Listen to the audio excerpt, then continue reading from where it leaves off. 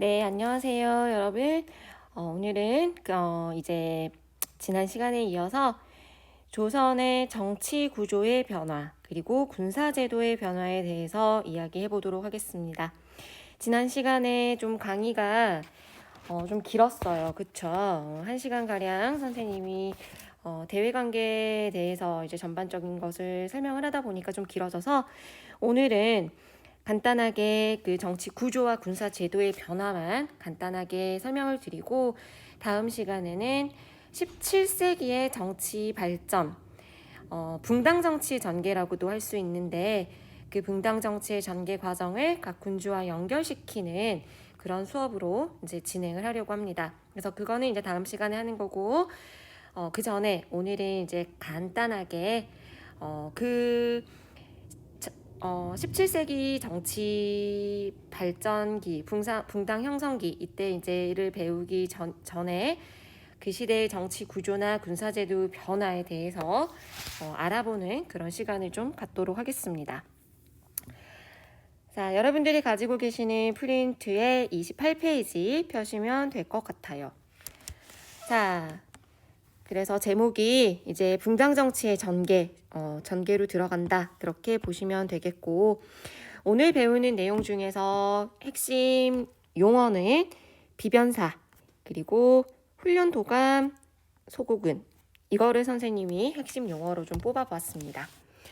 그래서 정치 구조의 변화 먼저 하고 군사제도의 변화 이렇게 두 개만 오늘은 살펴보면 될 것 같아요. 자, 비변사의 기능에 대해서 좀 이야기를 좀 해볼게요. 비변사 언제 처음 등장했어요, 여러분? 그렇죠. 우리 지난 시간에 여진족이나 외와 같은 이러한 대외관계 이야기를 하면서 비변사 등장했었습니다. 변방에서 일어나는 일들을 대비하기 위해서 군사회의 기구로 나타난 임시기구였죠. 임시기구. 조선 전기는 여러분 원래 의정부 6조 체제입니다. 그쵸? 의정부와 6조 체제이지만 현재 지금 등장하는 이 비변사는 처음 스타트는 임시기구로 출발을 하게 됐다라는 거. 그래서 중종 때 삼포외란이 일어나면서 임시기구로 만들어졌고 그 이후에 명종 때 을묘해반이 일어나면서 이 비변사라는 이 기구가 상설기구화 되는 모습을 보입니다. 그런데 이 기구가 임시기구였던 이 기구가 임진왜란이나 그 다음에 병자호란 이러한 난을 거치면서 권력이 집중이 돼요. 그러면서 국가 최고 합의기구로 발전을 하게 되면서 국방이나 외교, 심지어는 내정까지 총괄하게 되는 이러한 비정상적인 형태가 등장하게 됩니다. 그래서 그러면 봐보세요. 비정상적인 뭐 행정이나 외교나 군사나 이 모든 권력이 집중되는 모습을 보여주고 있고 소위 말하는 에이스 집단이 이 비변사에 모여졌기 때문에 왕권이랄지 어떻게 해요? 이 의정부랄지 이러한 기능들이 정상적으로 운영이 될 수 없었겠죠. 그래서 비변사의 기능 강화로 인해서 왕권이 약화됐을 뿐만 아니라 의정부나 육조 체계가 좀 무너지는 이러한 모습이 나타나는 모습을 보여요. 자, 그래서 첫 번째 조선의 정치구조의 변화의 첫 번째 비변사의 기능 강화 그로부터 나타나는 비정상적인 현상으로 인한 결과 여기까지 기억을 하십시오. 그 다음에 이제 두 번째는 3사입니다. 이 3사의 언론 기능이 조금 변질되는 그런 모습을 보여주게 돼요. 사실은 공론을 반영하는 그러한 집단이어야 하는데 이게 시간이 지나면서 자기 세력을 유지한다거나 상대 세력을 견제하는 역할로 좀 변질되는 그런 기구의 모습을 보여요. 사실 3사라는 이 기구 자체가 중간 입장에서 올바른 의견들을 수용해야 맞겠죠. 그쵸? 그런데 이게 조선 후기로 오면서 자당의 그러니까 자기 당의 이익을 반영하기 위해 좀 급급한 그러한 유지하기 위한 그러한 모습들을 보여주는 기능이 변질되는 모습을 보였다라는 거. 그러면서 이제 사실은 비슷한 이야기인데 그러면서 이조전랑, 병조전랑 이들의 역할이 이제 여기 이렇게 봐야겠구나. 3, 4의 언론 기능의 변질과 비슷하게 같이 어떻게 변하느냐. 자기 세력을 확대하고 상대 세력을 축출하는 데 앞장서는 역할로 변질하는 그런 모습을 보입니다. 그러니까 3, 4, 이조전랑, 병조전랑 모두 다 지금 어때요? 정상적인 형태의 모습이 아닌 자기 세력을 확대 유지하거나 상대 세력을 축출 견제하는 그러한 모습을 보였다라는 것이죠.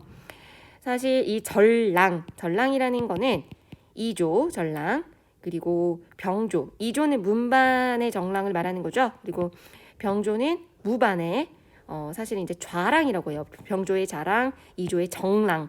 이걸 합쳐서 이제 전랑이라고 하는 건데 원래 사실은 이들은 이제 문무반의 인사권을 쥐고 있었기 때문에 파워가 아주 막강합니다. 그러면 이 전랑이 어때요? 인사권을 쥐고 있었기 때문에 사실은 오픈 정도밖에 되진 않았지만 이 자리를 거치며 고위 관리가 될 수 있었던 엘리쿠스 코스였을 뿐만 아니라 자신의 속한 당의 사람을 임명하기 위해서 인사권을 남발하다 보니까 중립성을 잃게 됐다라는 거. 특히나 그렇죠. 이게 이제 자대권이라는 것인데 어쨌든 3, 4, 이조 병조 전랑의 이러한 변질된 모습 이런 것들이 이제 문제가 됩니다. 결국 이제 조선 후기 영조 때 이르러서 이 전랑의 통첩권이 이제 폐지되게 되긴 하는데 어쨌든 여기서 알 수 있는 것 다음 시간에 우리가 붕당 정치에 대해서도 좀 언급을 하겠지만 16세기 붕당들이 이 전랑의 자리를 장악하기 위해서 엄청나게 노력을 했구나라는 걸 좀 엿볼 수가 있습니다.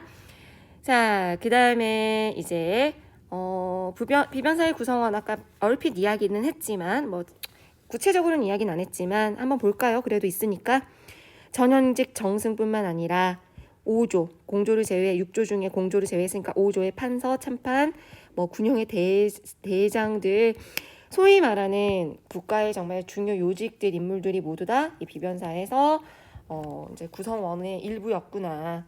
자, 그래서 핵심은 비변사 3, 4, 2조 병조 전랑 변질되어 가고 있구나. 뭔가 문제가 나타났구나 라는 것이 지금의 핵심입니다. 그래서 정치구조의 변화는 이렇게 기억을 하시면 될 것 같아요. 자, 그 다음에 이제 군사제도의 변화를 한번 가봅시다. 이 군사제도의 변화는 깊게 들어가면 깊게 들어갈수록 어려워요. 그래서 최대한 여러분들의 눈높이에서 제가 좀 표현을 했을 때 좀 쉽게 다가갈 수 있도록 좀 많이 노력은 해보겠으나 사실은 이 군사제도는 지금의 우리나라의 군사제도를 공부하는 것도 파고들면 파고들수록 복잡하고 어려울 거예요. 그것과 마찬가지로 한 나라의 조선시대 그것도 조선시대 역사 속에 이 군사제도의 변화를 전체적인 내용을 공부하면 정말 파고들수록 어려운 내용 중에 하나입니다. 선생님이 대학 다닐 때도 대단히 어떤 부분에 있어서 인강이 이해가 안 돼서 막 교수님들한테 찾아가서 여쭤보기도 했던 막 기억이 나요. 근데 아직도 모르는 부분들이 많았던 것 같아요. 파고들수록 어려운 부분이긴 합니다. 우리는 딱 이 정도 수준에서 정리하시면 됩니다. 한번 들어가 볼게요. 자, 군사제도가 변화하게 되는데 크게 우리는 먼저 중앙군과 지방군을 나눠서 한번 같이 알아볼 거고요. 그리고 방위체제가 좀 변화하게 돼요. 그래서 중앙군과 지방군의 변화, 방위체제의 변화 이렇게 두 가지를 좀 공부를 해볼게요. 자, 먼저 중앙군부터 보도록 하겠습니다. 조선 전기에 중앙군은 우리 지난 시간에 배웠던 거 한번 프린트물 좀 앞에 찾아보세요. 어때요? 중앙군 어떤 체제였습니까? 바로 오위 체제였습니다. 그쵸? 그런데 이게 오군영으로 바뀌어요. 임진왜란이 겪고 나서 오군영으로. 그러니까 중앙군이 5위에서 5군영으로 바뀐 것입니다. 아래 표로 선생님이 정리를 해놨어요. 근데 이 부분이 좀 이제 암기가 좀 필요한 이유가 5위에서 5군영으로 바뀌면서 한꺼번에 5군영 시작해서 이렇게 바뀐 것이 아니고 선조가 임진왜란 중에 하나를 설치하고 인조가 또 이렇게 이괄해 난 이후에 영청 총육청을 설치하고 또 인조가 정묘를 한 후에 이렇게 숙종이 금이영 이렇게 하나씩 하나씩 만들어 가다 보니까 오군영이 됐다라는 거죠. 그래서 좀 어떻게 보면은 알아두면 좀 좋은 내용일 것 같아서 제가 우선 표로 만들어 보긴 했는데 좀 암기하는데 좀 우리 입장에선 짜증나기도 하죠. 그쵸? 자, 보세요. 다시 핵심만 이야기를 해봅시다. 중앙군은 어땠어요? 조선 초기에는 무슨 체제였어요? 오이 체제였죠. 이게 지금 어떻게 바뀌었다라는 거야? 오군영으로 바뀌었대요. 그러니까 이 오이라는 거는 예를 들면 이제 수도가 있었다라고 했을 때 하나, 둘, 셋, 넷, 5개 이렇게 뭐 오이가 중앙군이 구성이 되어 있었어요. 그리고 이 하나의 중앙군에 속하는 1, 2, 3, 4, 5, 5위는 어떻게 구성이 되어 있어서 기억나시죠? 정군과 특수병과 갑사 기억나십니까, 여러분? 갑사 이렇게 구성이 되어 있었죠. 여기서 정군은 뭐였어요? 의무병이었죠, 의무병. 그리고 이제 갑사 따로 선생님이 갑사에 대해서 정리까지 해드렸는데 간단하게 표현하면 뭐였습니까? 직업군인이었죠. 직업군인. 그래서 이 정군, 특수병, 갑사로 이루어진 하나의 위 1, 2, 3, 4, 5위 수도를 지켰다라는 거죠. 근데 이게 그러니까 중앙에 한 부대가 있고 동서남북으로 나머지 넷을 배치해서 농민의 대부분이었던 정군과 그리고 특수병, 직업군이었던 갑사로 구성된 체제가 조선 초기에 우리가 배웠던 5위, 중앙군 5위였어요. 그러면 오군영 체제는 뭐냐? 수도를 중심으로 지키는 것은 같아요. 그런데 그냥 쉽게 표현해서 약간 범위를 좀 늘렸구나 그렇게 생각하면 좀 편할 것 같습니다. 그래서 중앙에 훈련도감을 두고 중앙에 훈련도감을 두고 이렇게 딱 봤을 때 똑같이 지금 수도를 봤을 때 수도를 지키는 금이영 하나 두고 어영청 하나 두고 그리고 나머지 좀 수도 외곽. 그러니까 범위를 좀 넓힌 거죠. 수도권. 지금 소위 말하는 수도권으로 서울이 아닌 수도권까지, 수도 외곽까지. 그래서 총융청, 그다음에 뭐 수어청 이런 식으로 중앙에는 훈련도감을 두고 동쪽에는 수어청, 서쪽에는 뭐 청융청, 남쪽은 어영청, 북쪽은 금이영 이런 식으로 조금 더 범위를 넓혀서 중앙군을 포진시켰구나 이렇게 변화했구나 이렇게 기억을 하시면 될 것 같습니다. 이해되셨죠? 오군영 체제 조금 한번 자세히 들어가서 봐볼까요? 훈련도감 봅시다. 훈련도감이 뭐야? 우리 지난 시간에 사실 임진왜란 이야기하면서 훈련도감 나왔었어요. 내가 그렇게 기억하라고 했잖아. 그지? 임진왜란 때 훈련도감을 설치했다더라. 이 정도만 기억하고 넘어가 얘들아. 다음 시간에 설명할게. 선생님이 그랬어요. 그치? 그래서 훈련도감은 오군영 중에 하나였고 우리가 배운 것처럼 임진왜란 중에 만들어진 오군영 중에 하나입니다. 호수, 그러니까는 왜구가 쳐들어왔을 때 조청병이 선생님이 지금 우리 반 다른 반에서 수업을 찍고 있는데 다른 반 선생님이 들어오시려나? 그래서 미안하네. 어쨌든 뭐 뺏어버렸으니까 이 공간을 그냥 하겠습니다. 미안하지만 자 그래서 계속 가겠습니다. 그래서 왜 훈련도감이 만들어진 거야 얘들아? 왜구의 조총병에 대응하기 위해서 이제 뭔가 좀 다른 직업 군인들로 좀 바꿀 필요가 있었던 거죠. 그래서 소위 말하는 징병제에서 모병제로 바뀐 겁니다. 먼저는 포수, 포를 들고 있다 해서 포수고 칼과 창, 일대 사용하는 살수, 그리고 활을 쏘는 사수 이렇게 삼수병. 그 다음에 모병제 이런 형태로 훈련도감이라고 이렇게 보시면 될 것 같아요. 자 여기서 이제 조금 어려운 이야기이긴 하지만 어째서 의무병에서 모병으로 바뀌었을까요? 훈련도감의 구성원 대다수가 직업군인으로 바뀌거든요. 의무병제가 아예 없어진 것은 아니지만 그러니까는 정군이라고 하는 농민 대부분 이러한 군이 있기는 있었지만 직업 군인이 훨씬 많아졌구나. 우리는 그렇게 우선은 기억을 하고 있으면 될 것 같아요. 자, 그 다음에 추가적으로 인조의 이괄에 난 이후에 이제 이괄이라는 사람이 인조 반정 때 이제 어떠한 공을 세운 사람이에요. 인조가 왕의 자리에 오르는 데 있어서. 그런데 이제 그 이후에 인조가 왕이 된 이후에 공신을 책봉하는 과정에서 좀 불만스러운 부분도 있었고 이제 여러 가지 이유로 이괄의 난이 일어납니다. 그래서 인조가요 한때 이 사건으로 인해서 한양에서 공주까지 피난을 가는 사건이 벌어져요. 그러다 보니까 이제 인조가 어때요? 좀 수도를 좀 방어할 필요가 있구나라는 생각이 들었던 거죠. 그래서 설치한 것이 어영청 총융청입니다. 그래서 어영청의 북벌의 핵심 군영으로서 이제 기병으로 조직이 됐다라고 해요.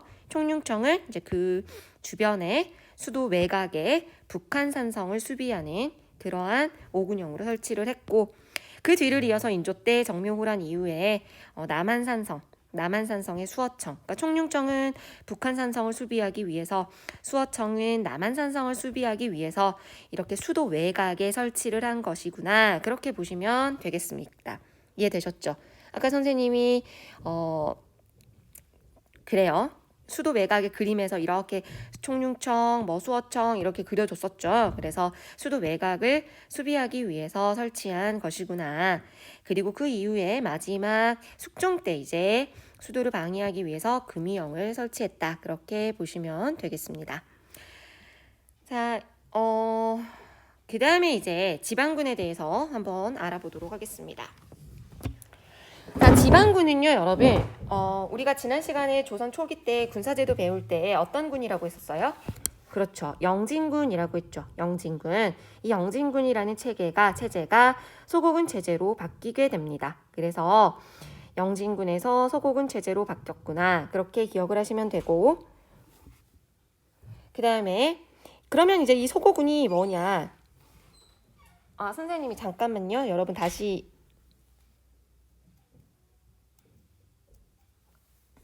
그래서 소고군이라는 거는 내가 입안에서 원래 수업하는 시간이 아닌데 들어와서 했더니 다른 선생님이 들어오셔가지고 미안해요 여러분. 그래서 자꾸 끊기게 되는데 그냥 하시라고 자리를 양보해 주셨으니 열심히 좀 해보겠습니다. 자, 계속 가겠습니다. 자, 지방군에서는 지금 계속 다시 이야기를 해볼게요. 영진군 체제에서 소고군 체제로 이제 지방군이 사실은 추가됐다라고 보시면 좋을 것 같아요. 그러면 소고군이 뭐냐? 양반, 농민, 노비, 그러니까 양천 혼성군으로 이루어진 지방군이다. 그렇게 보시면 될 것 같아요. 그래서 이들은 평상시에는 생업에 종사를 하다가 유사시에 전투에 동원되는 형태로 지방군의 소고군이 생겼다라고 보시면 됩니다. 자, 이 소고군도 사실은 지난 시간에 임진왜란을 배울 때 우리가 배웠어요. 여러분 기억나시죠? 어때요? 임진왜란의 결과에서 어땠습니까? 여기서 훈련도감을 설치했고 소고법을 실시했다 이런 말이 나오죠. 이겁니다. 그래서 훈련도감 중앙군 방금했고 지방군에서는 소고군이 추가됐는데 이 소고군이라는 것은 뭐냐? 양선 혼성군을 지칭하는 지방군이고 평상시에는 생업에 종사를 하다가 유사시에 전투에 동원되는 그런 체제라더라. 그렇게 기억을 하시면 될 것 같습니다. 자, 그러면 이번에는 이제 이 방위체제의 변화 이야기하면서 제가 이 소고군의 이야기를 좀 더 다시 한 번 더 다룰게요. 자, 보세요. 자, 그러면 지금 방위체제가 변화됐다라는 이야기를 이제 좀 하려고 하는데 엄밀히 말해서 조선의 수비 방어 시스템이에요. 수비 방어 시스템. 이 수시 방어 시스템이 진관 체제에서 재승방략 체제로 바뀌었다가 임진왜란 때 사실은 문제성을 깨닫고 다시 진관 체제로 돌아간 거예요. 그게 바로 방위체제의 변화라고 보시면 됩니다. 이해되셨습니까? 그런데 진관체제라는 것 자체가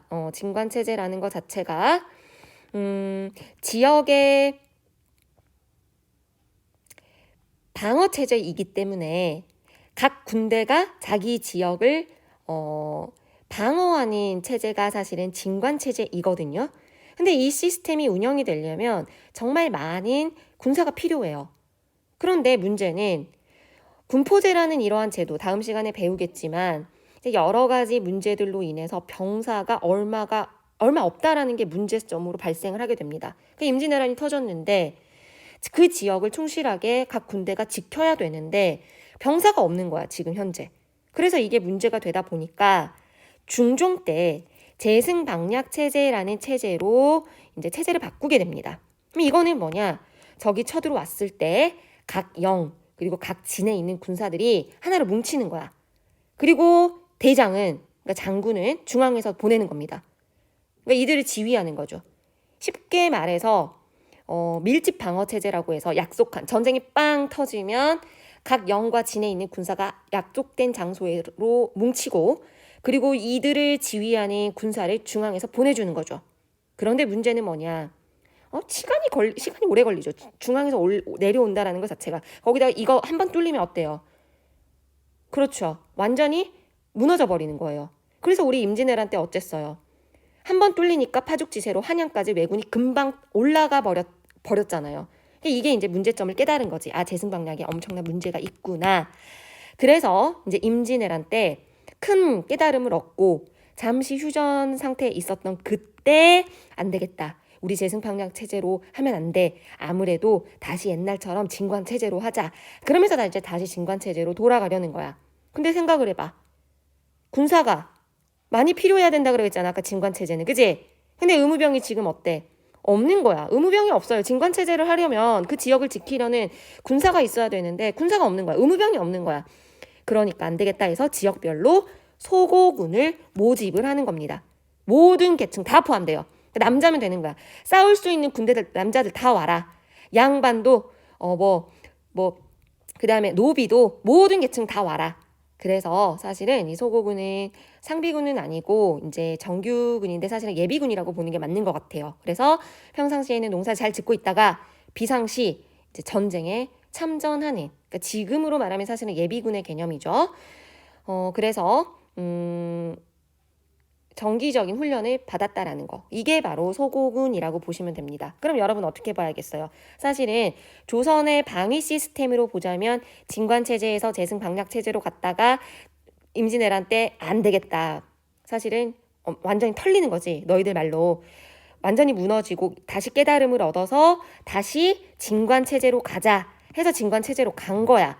근데 진관체제에서 옛날처럼 영진군으로 이 영진군 형태로 군대를 좀 진관체제 형태로 방어를 하려고 봤더니 군인이 있어 없어? 없어. 지킬 군인이 없는 거야. 그러니까 이 영진군에서 더 모아서 어떻게 한 거야? 소고군으로 모집을 한 거죠. 그래서 사실은 진관, 재승, 진관인데 이거를 이제 사실은 편하게 생각을 해서 다시 이걸 합쳐서 진관, 재승, 소고다. 이렇게 제가 정리를 해놓은 겁니다. 이해되셨죠? 자, 그럼 좀 다시 한번 여기에 선생님이 정리된 내용을 토대로 한번 다시 이야기를 해볼게요. 자, 큰 전쟁을 겪은 후에 얘들아, 그냥 이거를 먼저 선생님이 읽어줄게요. 아니야. 자, 이걸 먼저 보자. 자, 다시 처음부터. 지금 머리가 조금 혼란스러운 것 같아, 너희들이. 선생님 영진군이 뭐고 소고군은 뭐고 헷갈려요. 자, 다시 보자. 원래는 얘들아, 고려 후기 때 이런 익군이라는 게 있었어요. 이 익군이라는 이 군대는 어떤 부대였냐면 농민으로 구성된 상비 부대였는데 평안도, 함경도, 그러니까 국경 지방을 담당하는 농민으로 편성된 부대였어요. 그러니까 농민으로 구성된 상비 부대였죠. 이들이 고려 후기 때 익군이라는 형태로 나름 체계적으로 고려 후기 때 존재했던 부대예요. 이제 이거는 고려 때인데 이걸 내가 갑자기 왜 얘기하느냐, 이따 이야기를 할 거예요. 자, 그럼 이제 영진군 보자. 이 영진군이 우리가 배웠던 조선 초기 때 등장했던 지방군이죠. 그지? 그럼 영진군은 뭐냐? 조선의 지방의 요새지에, 그러니까 그러니까 소위 말하는 무슨 영, 무슨 진. 지방의 요새지인 거야. 무슨 영, 무슨 진. 그러니까 이제 도절제사가 있는 조절제사 영이라고 하는데 도절제사가 있는 곳은 이제 영이라고 했는데 영진을 지키고 있는 군대들. 그러니까 요새만 지키는 군들이야. 이들을 영진군이라고 했어요. 예를 들어서 말을 해볼게요. 조선시대 때 예를 들어 조선 초기 때 전라도 지방의 영진군입니다. 도절제사가 있는 원래는 광주에 있었는데 이제 바뀐 거야. 강진으로. 그래서 강진 지금의 강진에 도절제사영 그다음에 진 옥구진 부안진 뭐 이런 진들의 군대들이 있는 거야. 이 안에 이들이 뭐야? 영 진짜 따서 영진군이라고 한 거야. 지방의 요새만 지키는 거지. 그러다가 이제 또 알아둬야 될 게 이제 진관체제라는 방위체제가 생겨요. 이거는 뭐냐? 이제 자꾸 외침을 받다 보니까 연해 지역에 진이 무너지면 내륙이 난리가 나는 겁니다. 소위 말하는 이 영과 이 진. 영과 진이 뚫리면 좀 난리가 나니까 안 되겠다 해가지고 세조 때 이제 좀 혁신 정치를 펼친 거죠. 어떻게 펼쳤냐? 세조가 이제 1457년에 진관체제로 개편을 하는 모습을 보여요. 우리 세조 때 진관체제 선생님 기억하라고 한 거 기억나니 안 나니? 기억나지? 이거 나중에 설명할 테니까 세조의 진관체제만 기억해 그랬잖아 선생님이. 그제? 이게 뭐냐면 왜 진관체제라는 게 뭐냐면 사실은 엄밀히 말해서 아까 얘기했던 이거야. 이 일꾼을 조선에다가 전국적으로 확장시킨 거예요. 그러니까 고려 말 후기에 존재했던 이 일꾼 체제를 전국에다가 확장시켜가지고 진이라는 개념으로 만든 거야. 그래서 이 진 중에서도 그러니까 방어하기 위해서 진을 만드는 거지. 이 지역을 방어하기 위해서 이름을 새로 행정구역을 새로 만든 거야. 군사행정구역으로. 그래서 중요한 진은 이름을 주진, 그 다음 중요한 진은 거진, 그 다음 중요한 진은 제진 해가지고 아주 많은 군사들을 여기에 포진시키는 겁니다. 그래서 아까 영진군 때랑 비교를 해보자면 원래는 강진, 고창, 부안, 군산, 보성 이때 영진군만 존재했던 이들이 이 지역에만 영진군이 포진해 있었는데 이건 이제 부족하다 이거지. 더 많이 군대들을 더 각지에 좀 포진을 시킵니다. 주진에 몇 개 더 많이, 거진은 더 많이, 제진은 더 많이. 그러니까 조금 더 밀집 포진 조금 더 소수의 조금의 영진군에서 진관체제는 조금 더 많이 촘촘하게 포진을 군대를 각지에 분포를 시킨 겁니다. 이게 진관체제야 얘들아. 이해됐죠? 그래서 이제 진관체제라는 거는 이거구나. 방어 개념이구나. 그런데 이제 여기서 지금 진관체제에서 뭘로 바뀌었어? 제승방략체제로 바뀌었잖아. 그럼 이거 뭐야? 뭘로 바뀌었는지 봐봐. 동원 명령을 보내는 겁니다. 이거는 이 보는 게 더 낫겠다. 유사시에 필요한 방어처에다가 각 지역의 병력들을 동원을 한 거야. 이쪽으로 모여라. 여기 모였어. 이들을 그 지휘하는 장수는 서울에서 보내. 그래서 이 지역을 방어하는 체제인 거야. 내가 이거 설명하고 나서 바로 이랬어. 동원 명령을 내리고 한 곳에 모여 중앙에서 보낸 장군이 지휘해. 으잉? 사실 말이 안 되지. 사실은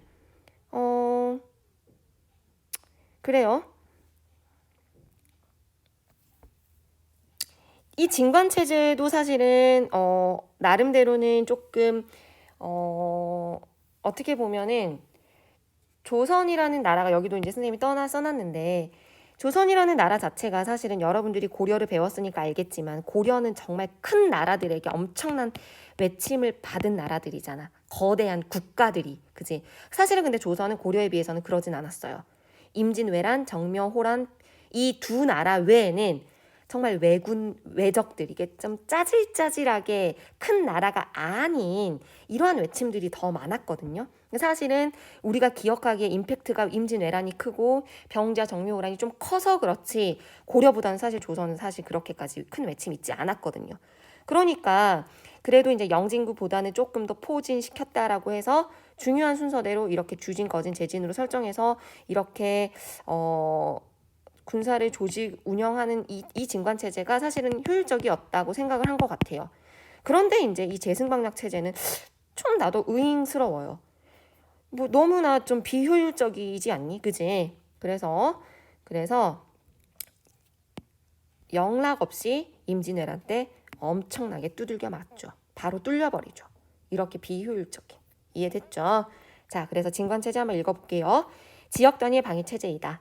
각 도에 한두 개의 병영을 둬서 병사가 그 관할 지역에 군대를 장악하고 이 병영 밑에 몇 개의 거진을 또 설치를 해서 이 거진의 수령이 이 지역의 군대를 통제하는 체제, 진관체제라고 한다더라. 그런데 이 진관체제에서 방위체제가 변화를 하게 되었는데 바로 재승방략 체제라는 것이다. 이거는 뭐냐? 전쟁이 터지면 방어처에 그 전쟁이 외침이 딱 외적들이 들어왔어. 여기 누가 쳐들어왔대. 자, 각 지역의 병력 다 이쪽으로 모여. 그런데 이들을 지휘하는 장소는 서울에서 보내줘. 이게 재승방략 체제인 거야. 알겠지? 좀 의심스럽죠? 이 재승방략 체제가 영락 없이 임진왜란 때 어때요? 다 하루아침에 무너져 버리는, 뚫려 버리는. 그러면 이제 파죽지세로 완전히 어때요? 한양 뚫려 버렸잖아. 그지? 그래서 진관체제, 재승방략체제 완전히 무너지고 안 되겠다 해서 다시 진관체제로 돌아가자 했는데 아까 문제 말했잖아. 영진군이 없는 거야. 군대가 없어. 군인이 없어. 일할 군인이 모병제가 없어. 그러니까 소고군 하자. 소고군 모집하자 해서 소고군 체제가 된 겁니다. 왜?